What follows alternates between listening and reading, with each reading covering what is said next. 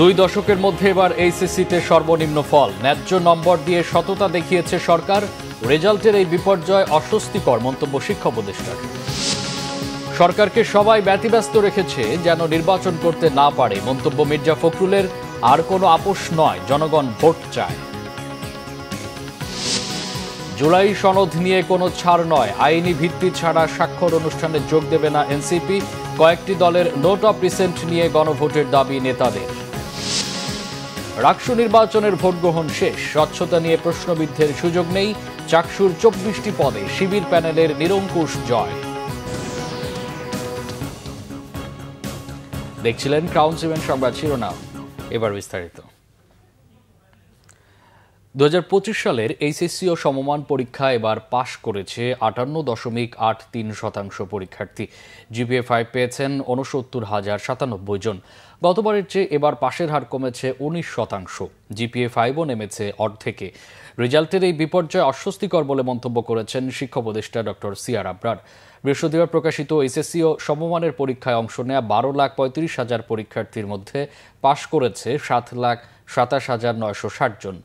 সব বোর্ড মিলিয়ে পাশের গড় হার 58.83%। এ বিষয়ে সচিবালয় এক ব্রিফিংয়ে শিক্ষা উপদেষ্টা ডক্টর সিআর আবরার জানিয়েছেন, এবারের ফল অস্বস্তিকর হলেও এই ফল দিয়ে সততা প্রতিষ্ঠা করা হয়েছে। শিক্ষার্থীরা যে ফল পাওয়ার যোগ্য তাই পেয়েছে।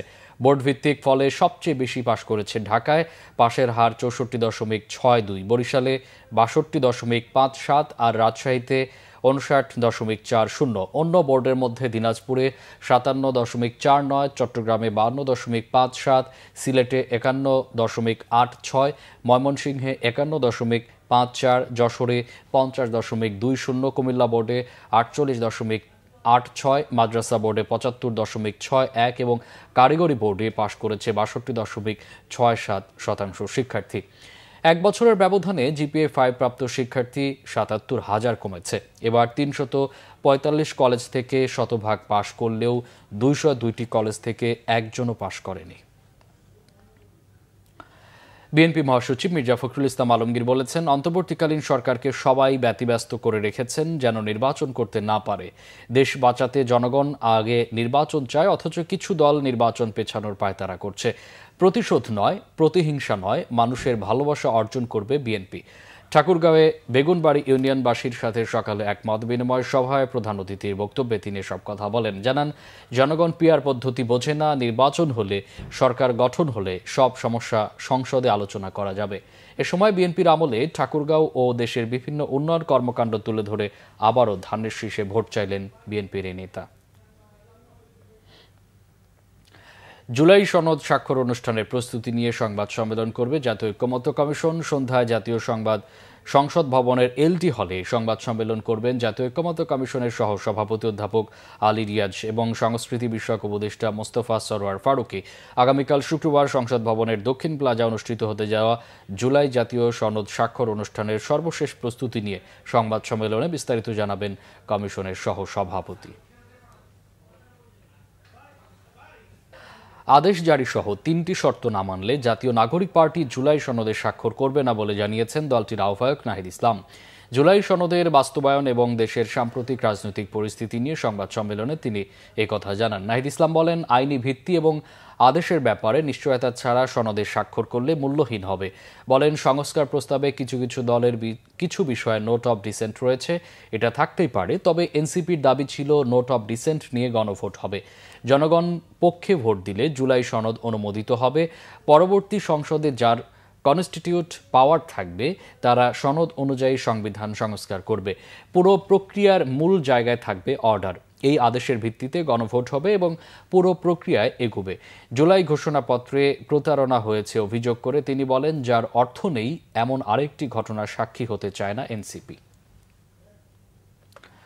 জুলাই আগস্ট হত্যায় শেখ হাসিনা ও আসাদুজ্জামান খান কামালের সর্বোচ্চ শাস্তি মৃত্যুদণ্ড চেয়েছে প্রসিকিউশন। আজ 3 জনের বিরুদ্ধে যুক্তিতর্ক উপস্থাপন শেষ করে এই আবেদন করে প্রসিকিউশন। যুক্তিতর্ক উপস্থাপনকালে চিফ প্রসিকিউটর বলেন, শেখ হাসিনা ছিল অপরাধের নিউক্লিয়াস।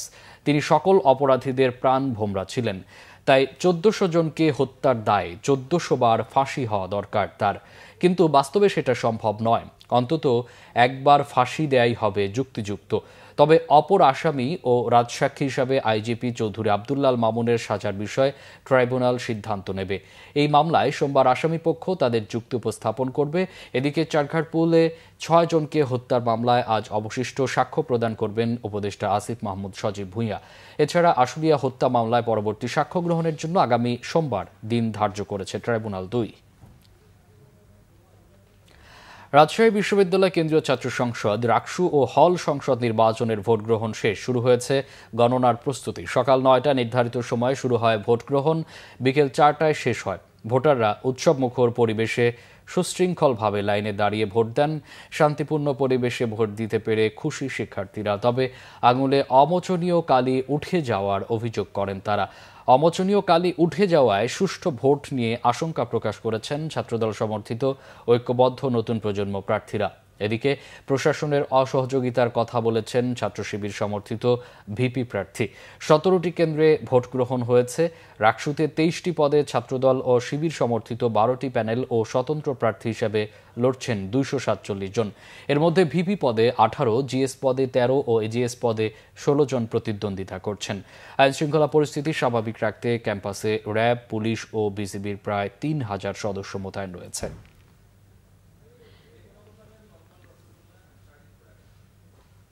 দর্শক, রাকসু নির্বাচনের খবর সংগ্রহে রাজশাহী বিশ্ববিদ্যালয়ে রয়েছেন সহকর্মী নাবিল জাহাঙ্গীর। সরাসরি চলে যাচ্ছি সেখানে। নাবিল, ভোট গ্রহণ তো শেষ, গণনা কি শুরু হয়েছে? বিস্তারিত জানাবেন। মামুন, কিছুক্ষণ আগে আনুষ্ঠানিকভাবে ভোট গ্রহণ যে কার্যক্রম সেটি শেষ হয়েছে, অর্থাৎ 9টা থেকে বিকেল 4টা পর্যন্ত ভোট গ্রহণ চলেছে এবং বলা যেতে পারে যে পাল্টাপাল্টি অভিযোগের মধ্য দিয়ে আজকের যে রাকসু নির্বাচনের যে কার্যক্রম সেটি ভোট গ্রহণ শেষ হয়েছে।